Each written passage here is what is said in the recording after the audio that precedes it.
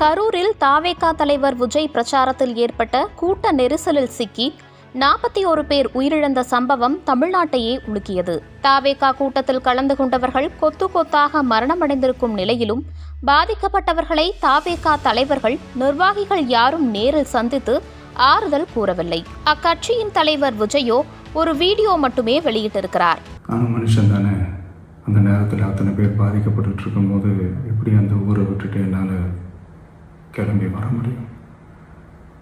நான் திரும்ப அங்கே போகணும்னு இருந்துச்சுன்னா அதை ஒரு காரணம் காட்டி அங்கே வேறு சில பதட்டமான சுச்சுவேஷன்ஸ், வேறு சில அசம்பாவிதங்கள் அந்த மாதிரி எதுவும் நடந்துடக்கூடாதுன்றதுக்காக தான் நாங்கள் அவாய்ட் பண்ணோம்.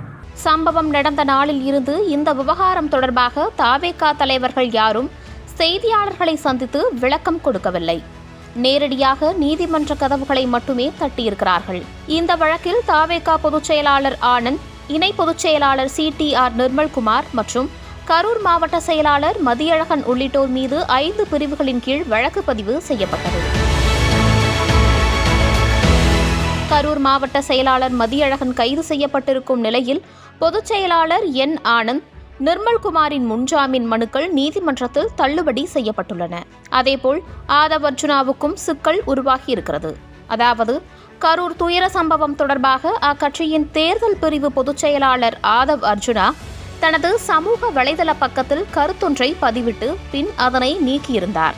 தேச பாதுகாப்புக்கும் நல்லிணக்கத்துக்கும் பாதிப்பு ஏற்படுத்தும் வகையிலும் அதே நேரம் வன்முறையை தூண்டும் வகையிலும் கருத்து பதிவிட்ட ஆதவ் அர்ஜுனா மீது நடவடிக்கை எடுக்க கோரி காவல்துறைக்கு உத்தரவிடக் கோரி சென்னை அண்ணா நகரை சேர்ந்த SM கதிரவன் என்பவர் உயர்நீதிமன்றத்தில் மனு தாக்கல் செய்திருந்தார். இதனையடுத்து இந்த வழக்கு நேற்று நீதிபதி N. செந்தில்குமார் முன்பு விசாரணைக்கு வந்தது.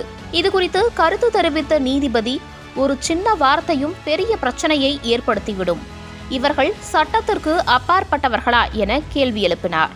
மேலும் நடவடிக்கை எடுக்க நீதிமன்ற உத்தரவுக்காக காவல்துறை காத்திருக்கிறதா, ஒரு புரட்சி ஏற்படுத்துவது போல பதிவிட்டிருக்கிறார்.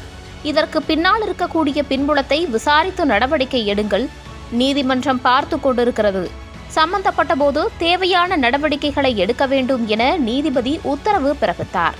இந்நிலையில் உத்தரகாண்டில் தேசிய சப் ஜூனியர் கூடைப்பந்து போட்டி தொடக்க விழாவில் பங்கேற்க சென்றுள்ளார் ஆதவ் அர்ஜுனா. டேராடூனில் ஆதவ் அர்ஜுனாவிடம் செய்தியாளர்கள் கேட்ட கேள்விக்கு பதில் ஒன்றை அளித்துள்ளார் அவர்.